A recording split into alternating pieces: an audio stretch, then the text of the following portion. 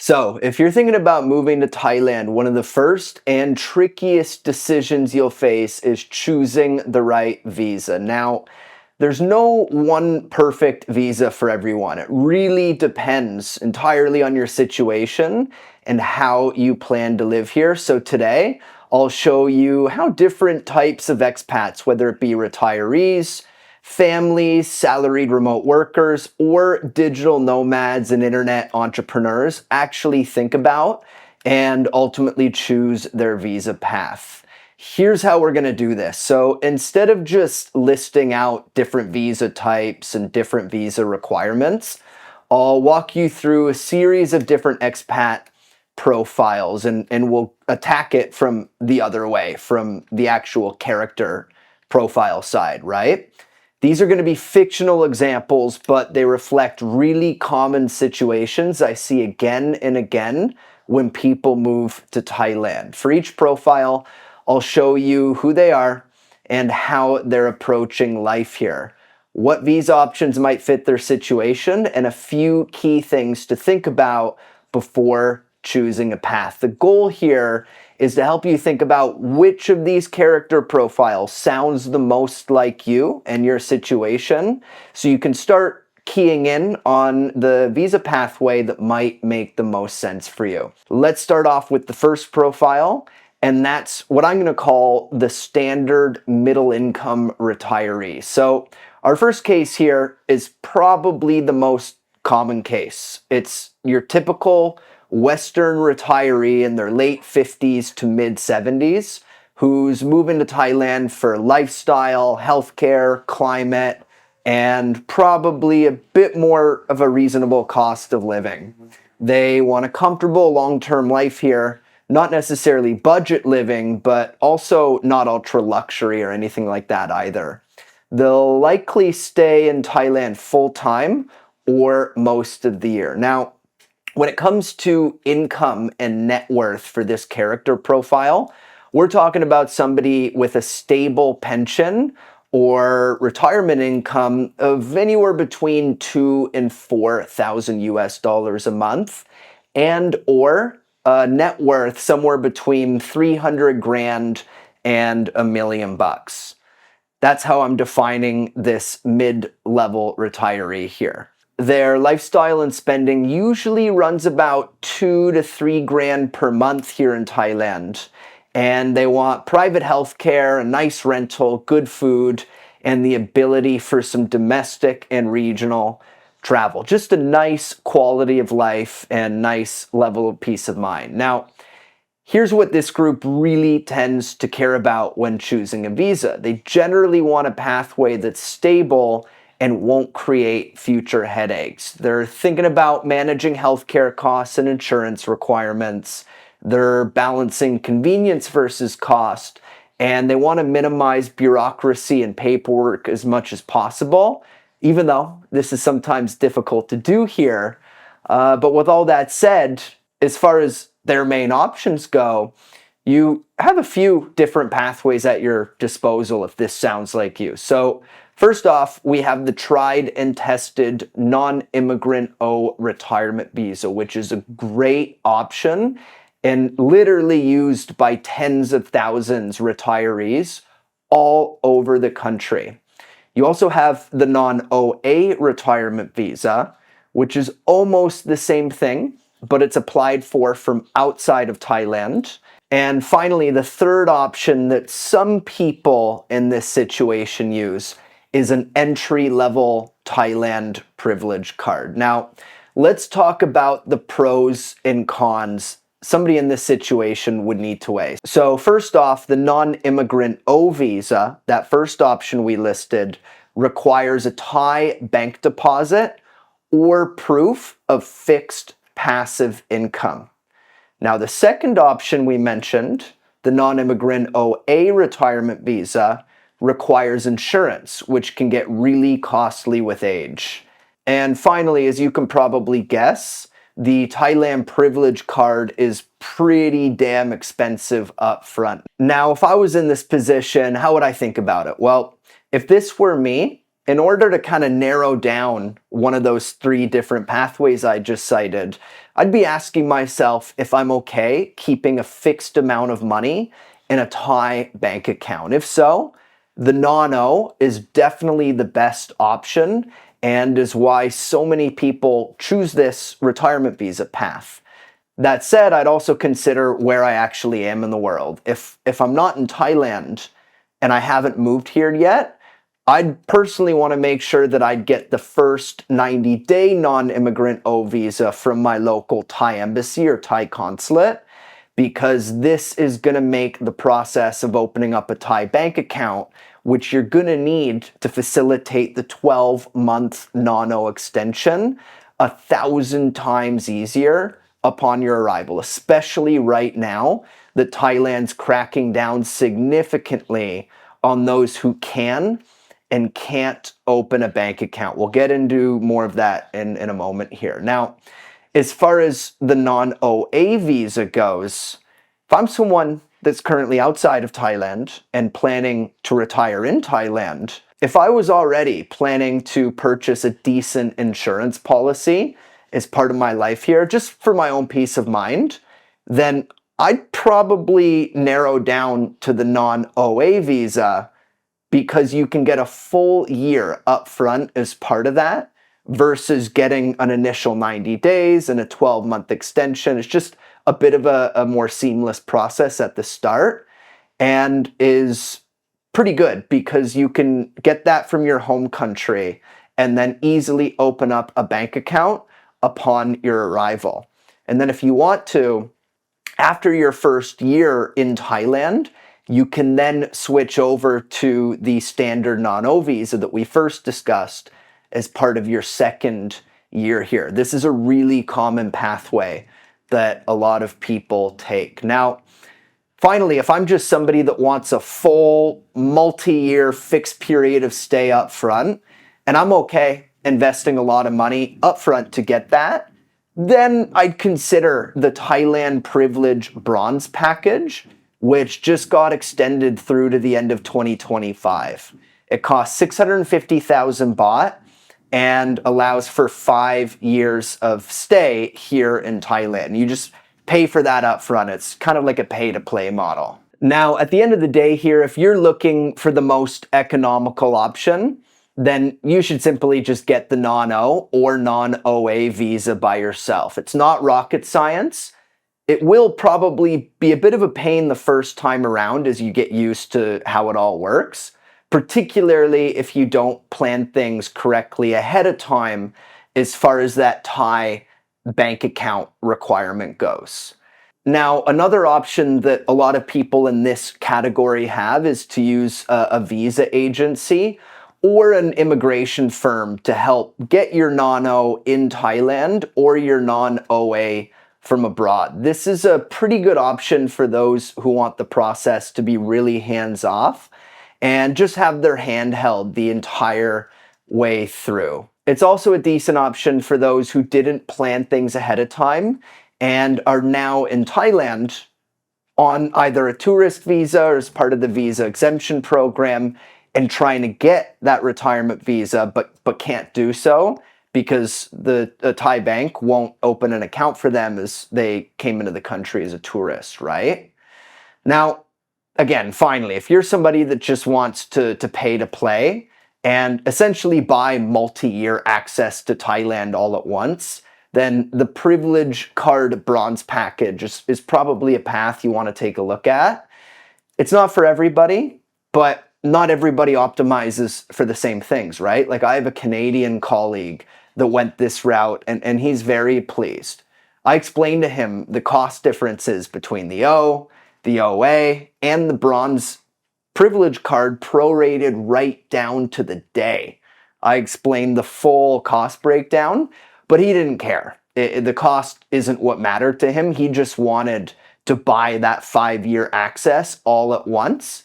And so that's what he did, and he doesn't regret a single baht. You have to remember, like I just said, everybody optimizes for different things, and that's kind of the main point that I'm trying to get across in this video. So with all that said, the next character profile that we're going to cover is a more budget-oriented retiree. So usually this is somebody in their 60s or their 70s moving to Thailand primarily for the affordability factor.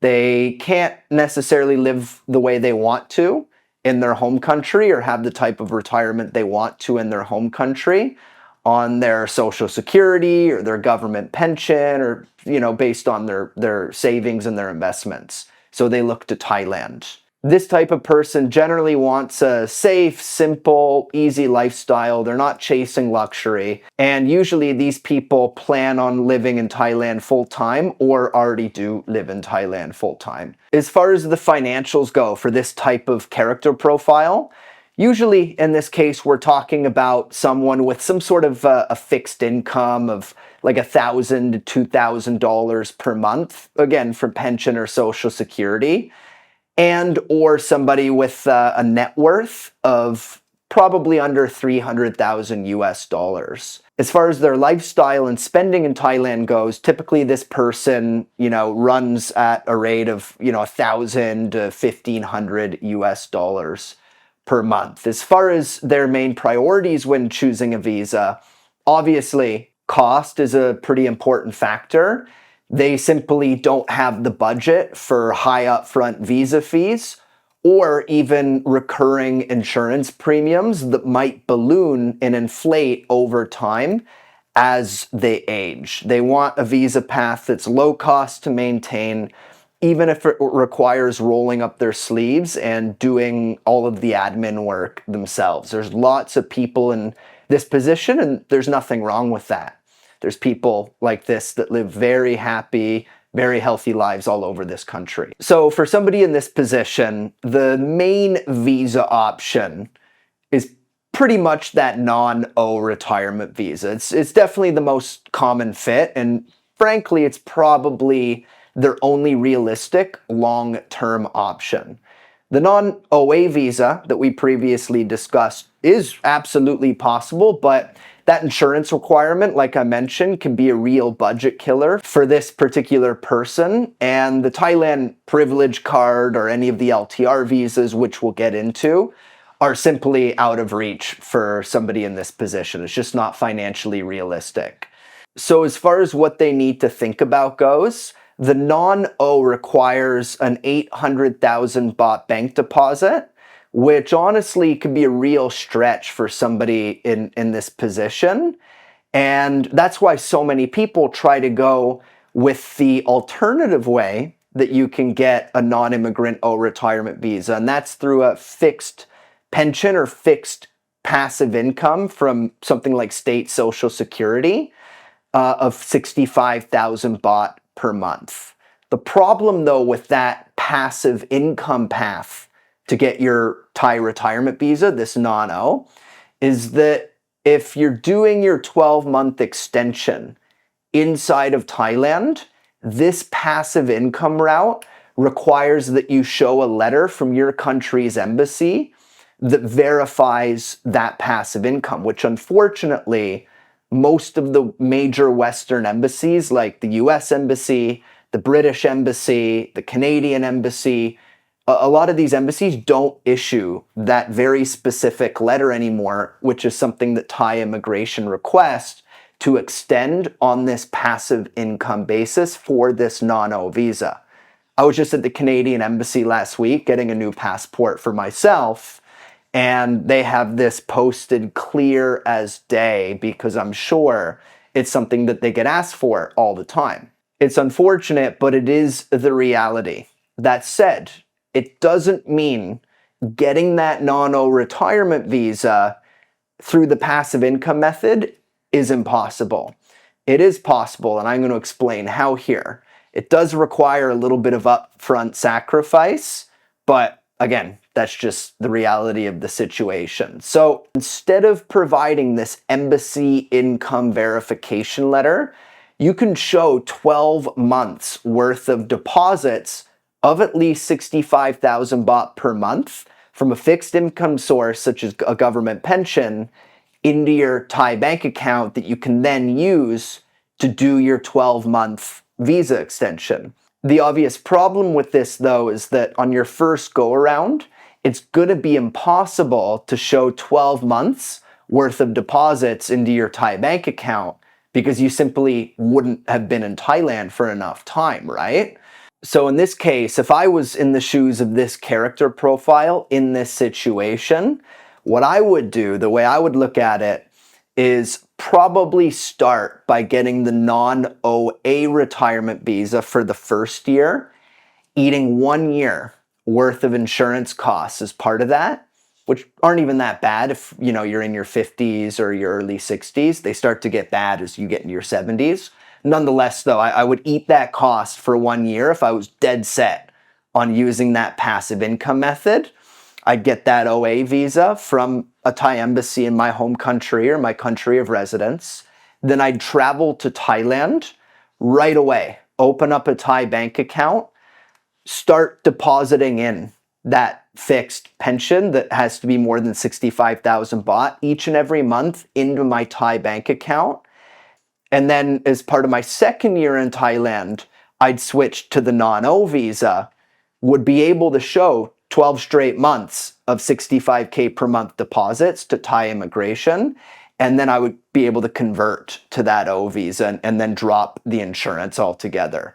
That's what you can do in this situation. It's not ideal, but I can't think of any other workaround for those that are dead set on getting this O retirement visa through the 65,000 baht per month passive income method. So with that said, let's move on here. Once you meet these financial requirements for the retirement visa, whether it be the deposit method, whether it be the passive income method, I will say this O visa is an extremely affordable path going forward.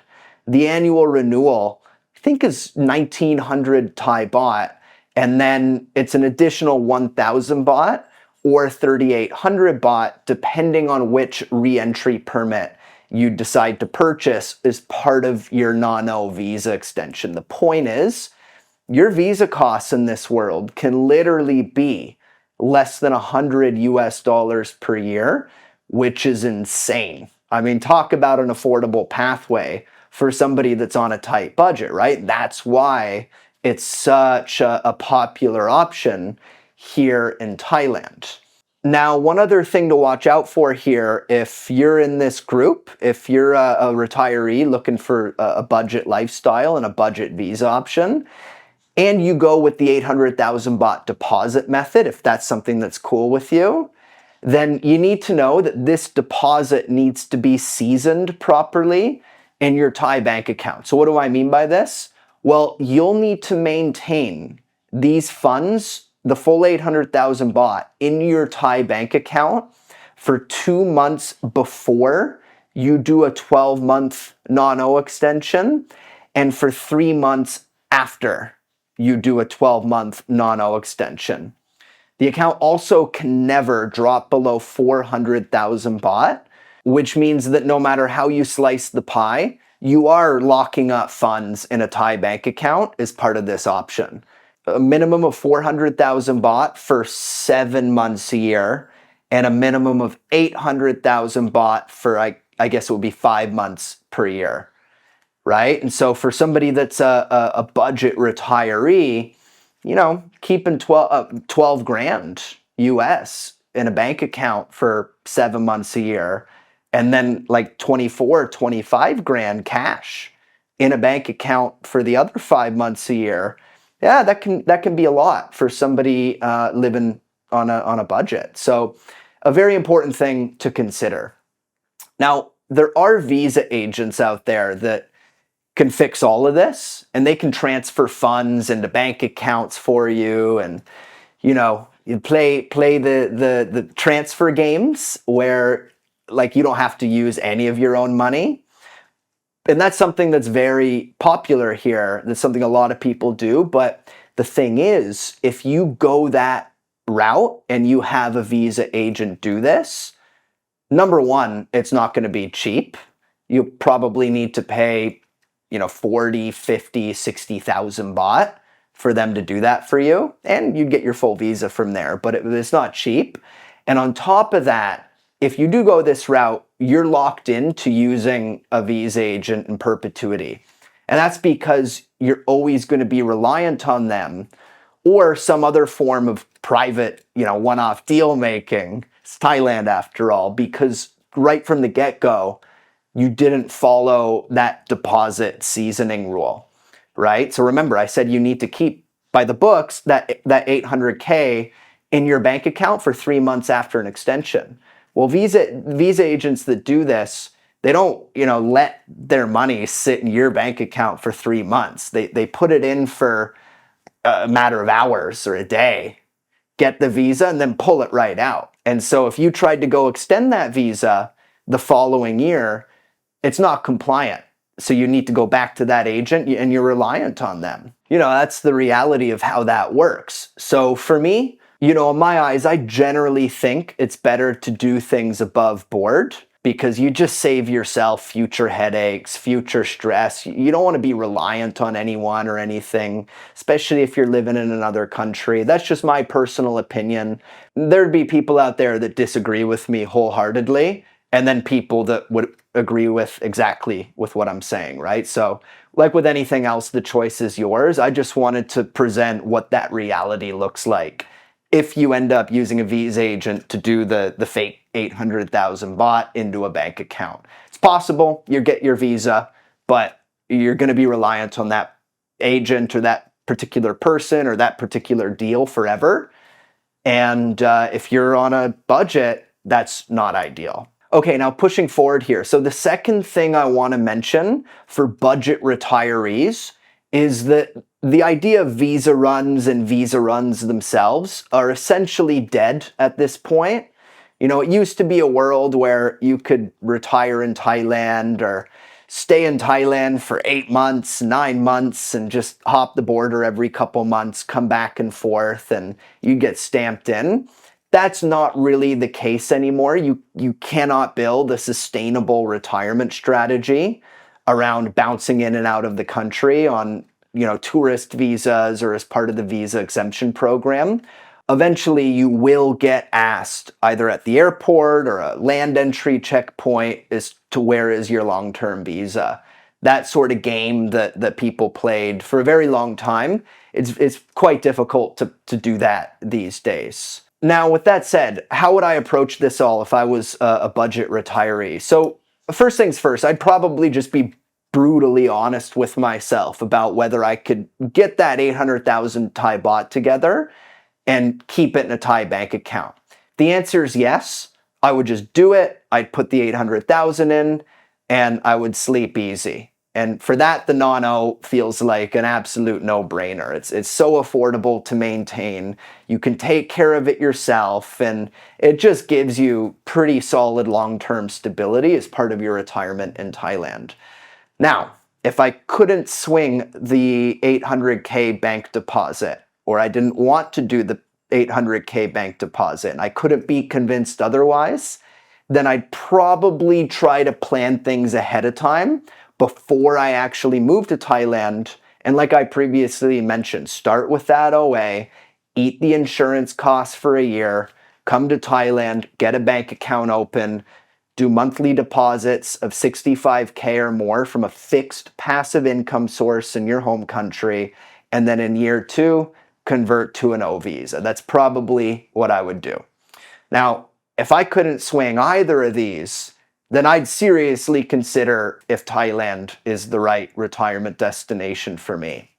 And as a last resort, like I said, yes, you can pay a visa agent to handle the funding, but this does pigeonhole you for future renewals. And if you have a small budget, these costs will add up year in and year out. Like, I don't know if you want to pigeonhole yourself right away, right? So that's my opinion on it. Now, with all that said, let's flip to the other end of the spectrum here, the wealthy retiree. So these are typically people in their late 50s to mid 70s, often folks that have retired early in their 50s, earlier in their 60s with pretty substantial assets and or passive income. they're moving to Thailand entirely by choice. These are people that could go anywhere in the world. They could do Italy, southern France, Greece. They could stay in Europe or America or Canada. Like, these are people that are not thinking about the financial implications so much. They just love Thailand. It's purely a lifestyle decision. A lot of these people usually maintain a house or a residence or a condo or whatever property they have in their home country.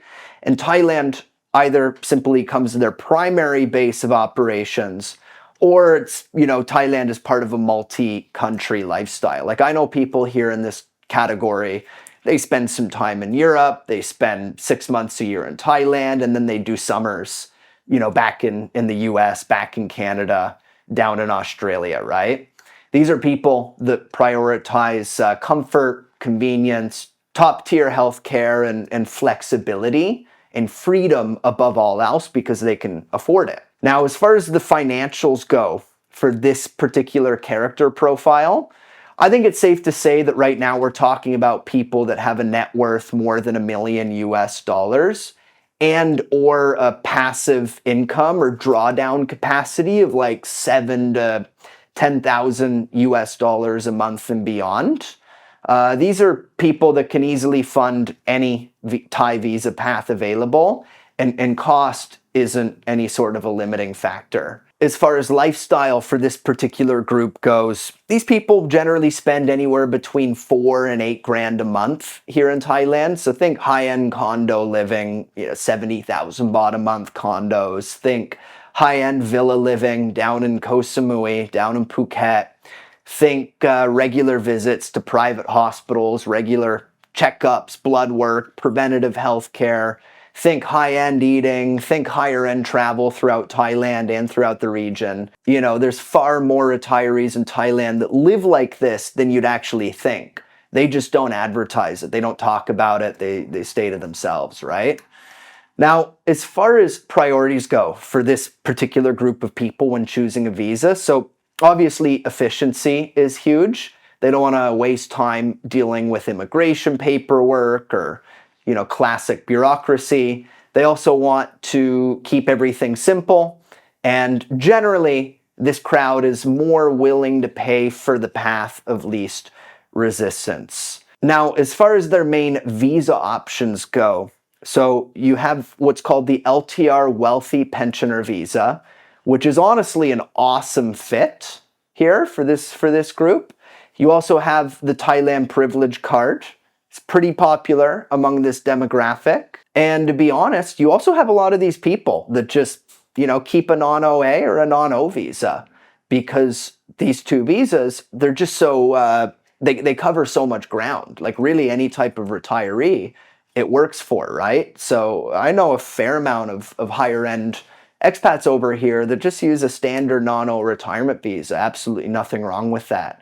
Even though they could qualify for like an LTR visa or buy a privilege card if they wanted to. Now, we've already talked pretty extensively about the O and the OA though, so now I just want to highlight the LTR here. So it's a good option if you can swing it because it gets issued to you in 5-year chunks. There's also a suite of other benefits you get with it, and it's less about like the pay-to-play model like the Thailand Privilege Card would be, and it's far more the sentiment of like, just show me that you're well-funded and welcome to Thailand. Like, it's more that vibe than pay me 650,000 baht and enjoy Thailand for 5 years. And that's because they do a pretty substantial income verification as far as the LTR application process goes. And this income verification can be a little bit tricky if you have, complex investment structures or passive income that doesn't show up super clear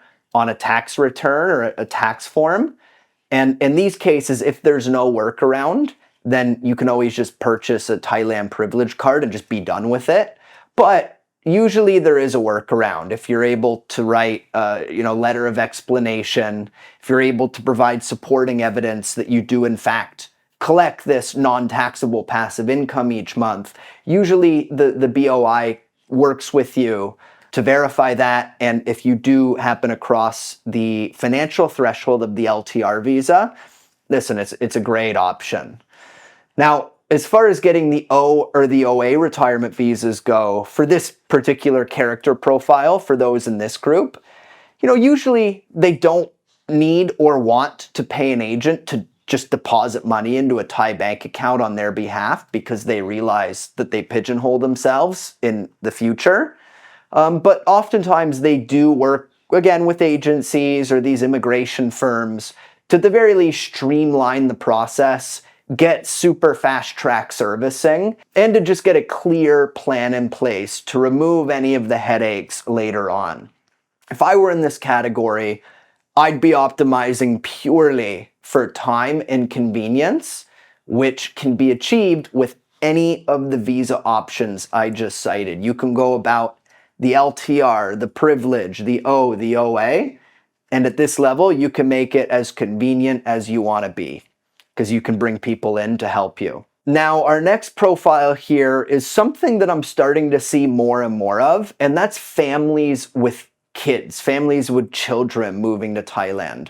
So in this case, we're talking about a couple in their, mid to late 30s to their early or mid 50s, relocating with school-aged kids. And generally in these cases, the kids usually attend an international school or some sort of private bilingual school. And the move itself is usually motivated by lifestyle or the desire to do the financial geo-arbitrage thing, which I'll talk about momentarily. The parents in these cases are typically remote workers, business owners, or have some sort of location-independent income, and they're moving for better work-life balance, reduced stress. They want to give their kids some global living experience. And yes, they want to geo-arbitrage their income, where they save more at the end of each month while maintaining or increasing their lifestyle just because of the lower cost of living, because of lower tax rates, things of this nature. Now, the biggest stress point typically that I see for those in this scenario is getting everybody in the family on a secure long-term visa path. So how does this actually work? Well, for the kids, it's very straightforward. If they're going to go to school here in Thailand, and most of the time they're doing some sort of private school, international school, the kids can actually get education visas facilitated by whatever educational institution they're actually enrolled in, whatever school they're actually enrolled in. They're pretty reliable and quite stable as long as they maintained enrolled in that school. Now, as far as the parents, here's where it gets pretty interesting. So there's something called a non-immigrant O guardian visa, not a non-O retirement visa, a non-O guardian visa. And that's commonly used here by parents of international school-age kids going to school here in Thailand. But here's the kicker, and it's quite a big limitation. Only one parent per child can hold a guardian visa. So if you have two parents and two kids, you're fine, because each parent can get a guardian visa tied to one child. But if you have two parents and only one child, well, in that case, only one parent can get the guardian visa, and the second parent needs a different visa path entirely, whether it be a DTV, an LTR, or retirement visa, depending on their age, obviously, Thailand privilege card, or if they're working in Thailand, then what's called a non-B visa for that case, right? But the key here is if there's two parents, one kid, only one of the parents can easily get that guardian visa. The other parent will need an independent pathway. So just something to consider. Now, if I had a family that I was moving to Thailand and none of us are Thai, we're all foreigners, I'd map out a pretty comprehensive plan for each family member before I even bought plane tickets over here. Like I'd be on the phone with prospective schools that I'm thinking about putting my kids in. I'd be figuring out if I only have one kid, like what pathway am I going to use? My wife can get the guardian, the kid can get the education. What am I going to get? I'd be mapping all of this out before I even buy a plane ticket to Thailand because I wouldn't want to figure it out on the ground here. So that's the way I would look at it. And I would try as much as possible to get all of this costed out and to understand the exact process before I actually move here. That's what I would do. Now, let's shift character profiles here to the classic digital nomad. So everybody knows what a digital nomad is. Generally, younger people like 25 to 40. Can be singles, can be couples, and these are people that make their living entirely online. So we're talking about freelancers, e-commerce business owners, consultants, online consultants, people running digital marketing agencies, people running AI automation agencies, creators, that whole ecosystem, right? They're pretty mobile, hence the name digital nomad, and they tend to move at least between cities, if not countries. You know, Thailand attracts a lot of these people because it's a pretty reasonable cost of living here. Everything just kind of works. The infrastructure is pretty good, and there's a great lifestyle to be had. So because of that, places like Chiang Mai, places like Bangkok, places like Phuket, they're packed with these digital nomads. They're digital nomad hubs. Now, income here is all over the map. So, you know, you could have these digital nomads that are anywhere from like absolutely broke, living on ramen noodles, just trying to survive and probably booking a ticket back to their home country soon, all the way up to digital nomads that are earning literally hundreds of thousands of US dollars per year. So the range is just so big, right? And that range reflects their priorities. So most of the time for this kind of person, for this case, it's all about flexibility. So they're not necessarily looking to lock in something long term. They're not looking to put themselves on a path of Thai permanent residency. They're not looking for a 5-year or a 10-year solution. They're just looking for a flexible path that they can easily kind of bounce into Thailand stress-free, bounce down to Bali, bounce back to their home country, just a path that they can bounce around with. That seems to be the common case. Sometimes they want to stay in Thailand for, a year at a time. That is entirely true, but most of the time it's about flexibility. And so for this group, the obvious choice is the DTV visa, Destination Thailand visa, which has been specifically designed for this group of people. It's quite easy to get, perhaps even too easy.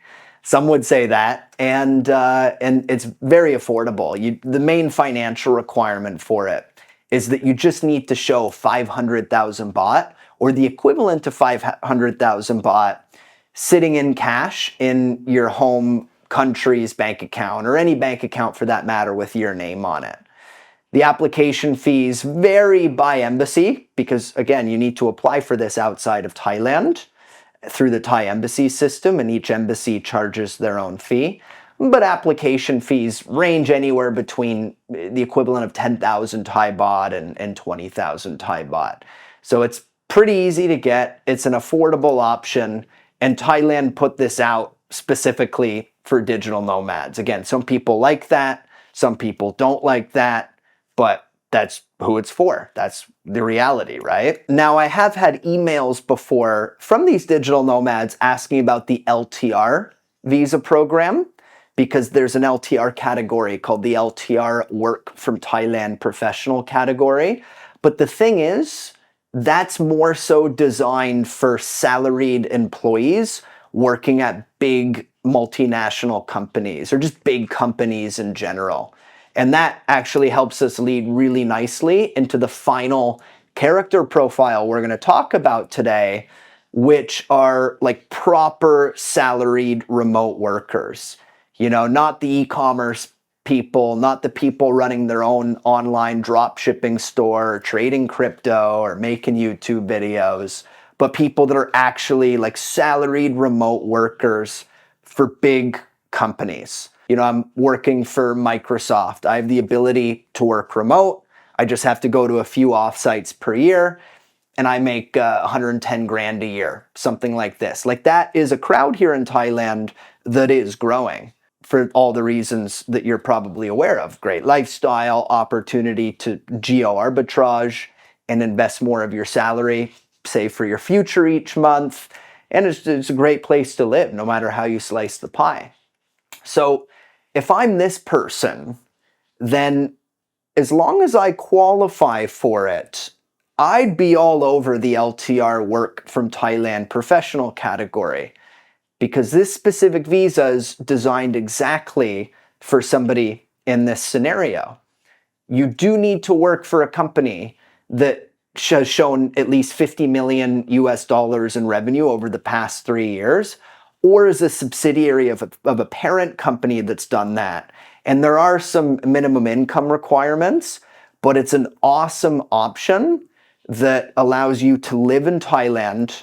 You get a 5-year visa stamp. It's an LTR visa, so it's issued to you in 5-year chunks, but there's some really good benefits as part of it.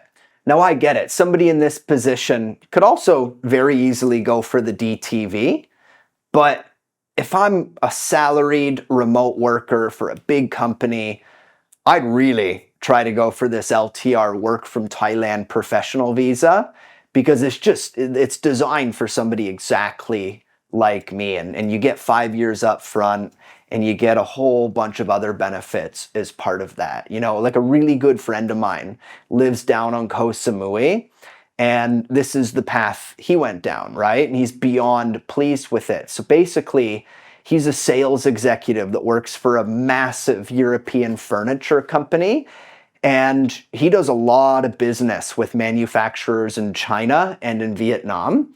And given that previously, when he was living in Europe, he was traveling to Asia every few months to do business in China and Vietnam, he's like, well, why don't I just base myself in Asia? And he convinced his boss to allow him to do that. He has a gorgeous long-term rental on Koh Samui, epic villa, and it's a much easier home base for him because it's a lot easier to get to China and Vietnam from Thailand than it is from where he was living in Europe. On top of that, because he has this LTR work from Thailand professional visa, his tax bill has gone way down. His cost of living has remained about the same as it was in Europe, but the lifestyle he gets in exchange for that cost of living has increased greatly. And mainly, he's saving a lot of money on taxes because of this LTR visa.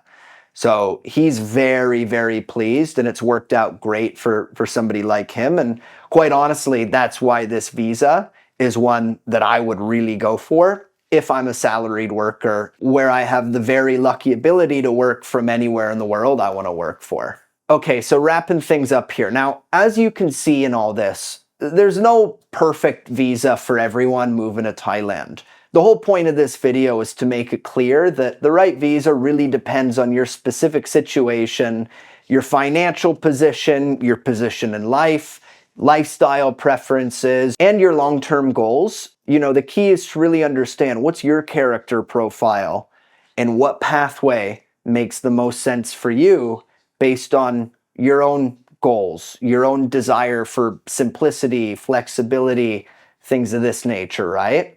It's helpful to start thinking through these options before you actually move to Thailand. It's not like you can't make changes after you moved here, but I think it's always better to relocate to a new country with a bit of a plan in place. That's why I make these videos. So with all that said, if you want more information-heavy content like this, I'd highly recommend that you check out my newsletter. New edition goes live every Sunday, and I put as much work into that newsletter as I do into making these videos. I'm pretty proud of what is being built over there. So check that out if that's of interest to you. And if you want your hand held through the application process of any of the visas that we covered today, then check out thailandblueprint.com. I think we've created a pretty powerful, pretty awesome visa platform over there that does include servicing. So with that said, I hope you enjoyed this video. I hope it was helpful. We will see you next week. Cheers.